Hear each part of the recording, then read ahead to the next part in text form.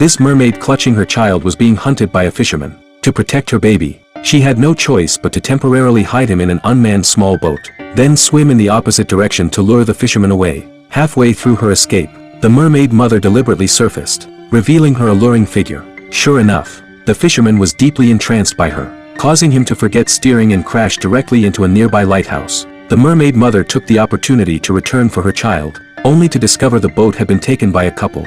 Meanwhile, this couple suddenly heard an infant crying. Following the sound, they were astonished to find a baby lying in the cabin. For this infertile couple, this seemed like a gift from heaven, so they decided to keep the child and named him Charlie. The mermaid mother shed tears of sorrow watching her child being taken away, silently vowing that someday she would reclaim her son. 13 years quickly passed, and Charlie grew into a handsome young man. However, his body seemed different from others. He needed to drink water for 2 hours before quenching his thirst, which amazed his friends waiting in line for a drink.